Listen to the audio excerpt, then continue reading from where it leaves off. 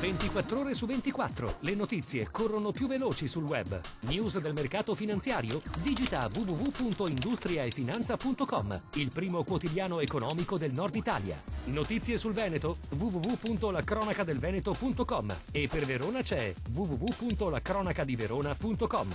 Guarda le ultime news sulle web TV di TG Italia, TV Veneto e tvverona.com.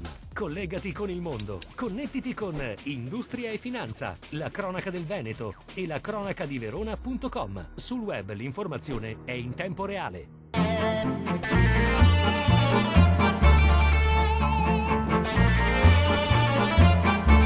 Il presidente della Regione del Veneto, Luca Zaia, alla presenza di numerose autorità parlamentari e amministratori locali, ha inaugurato all'ospedale San Bortolo di Vicenza due modernissimi nuovi apparecchi, una potentissima risonanza magnetica modello Skyra 3 Tesla ad alto campo e il secondo CyberKnife che entra in attività nella struttura berica. Si tratta di un macchinario avveniristico dotato di un braccio robotico con acceleratore lineare che bombarda il tumore con radiazioni da 1200 posizioni diverse e che rende possibile aggredire neoplasie non trattabili con tecniche chirurgiche tradizionali. Abbiamo i conti sanitari in ordine, ha affermato Zaia. Siamo gli unici in Italia a non avere l'addizionale IRPEF regionale sulla sanità, ma riusciamo ugualmente ad offrire nuove eccellenze come queste del San Bortolo.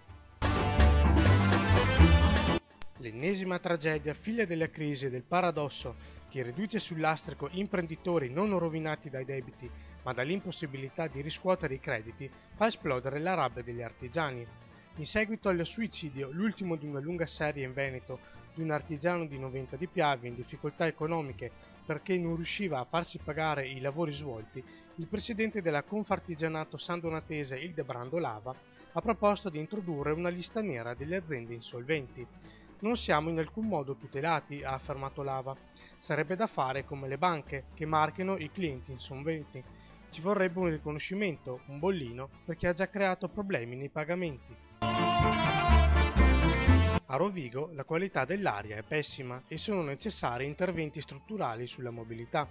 È l'accorata richiesta di Legambiente all'amministrazione comunale, dopo che dall'inizio dell'anno sono già stati registrati 42 superamenti del limite di legge per le polveri sottili PM10, fissato in 50 microgrammi per metro cubo e da non valicare per più di 35 giorni.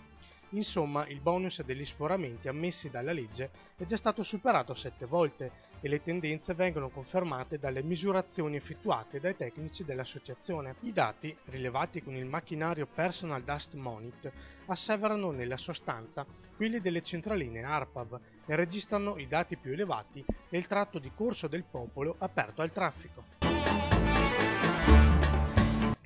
L'attività della protezione civile della provincia di Verona è fondamentale per la salvaguardia del territorio e dei cittadini. Molti gli impegni che hanno visto queste persone muoversi in prima linea. Da ricordare l'alluvione del 1 novembre del 2010 che ha colpito le zone di Soave e Monteforte, ma anche le recenti nevicate di quest'anno che non hanno mai dato un attimo di tregua. I nostri volontari della provincia di Verona sono circa 1800 e sono molto attivi, dedicano il loro tempo e tolto alle famiglie il loro tempo libero proprio per dedicare agli altri, dare una mano, sicché hanno un gran cuore e io ringrazierei proprio per prima cosa proprio i nostri volontari e direi bravi e grazie per quello che state facendo per il nostro territorio, per la provincia e anche per le altre regioni, perché sono andati in Abruzzo, sono andati nelle Marche per l'emergenza neve, stanno andando veramente dappertutto. Cosa stiamo facendo in provincia per dare una risposta più veloce anche alle emergenze, ai numeri di emergenza che dobbiamo avere? Stiamo formando appunto questo gruppo, l'unità operativa nuova, avrà circa 6 persone che si dedicheranno solo alla protezione civile. Stiamo costituendo, proprio allestendo la sala operativa della provincia, al 4° piano delle Franceschine in particolare, dove stiamo proprio allestendola proprio fisicamente. Avremo un'unità specifica in questa zona proprio 24 ore su 24, sicché le cose che stiamo facendo sono veramente importanti per dare una risposta. Sembrava la scena di un rapimento, ma dietro l'aggressione a 2 giovani avvenuta nel weekend in viale Garibaldi a Mestre, con una ragazza polacca caricata a forza su una Mercedes, non c'era un vero e proprio rapimento, bensì una violenta lite tra ex fidanzati. Il caso l'ha risolto la polizia con la collaborazione dei carabinieri. Gli agenti delle volanti, intervenuti sul posto assieme ai carabinieri, hanno in breve individuato l'albanese residente in via Tipaldo a Mestre. Il 33enne è stato indagato in stato di libertà per minacce e lesioni aggravate, violenza privata e porto abusivo di oggetti atti ad offendere. Nutella sbarca in Oriente. Ferrero prepara un piano per espandersi in Cina e in India. Vuole ripetere il successo ottenuto nel vecchio continente. Tutti i particolari su Industria e Finanza.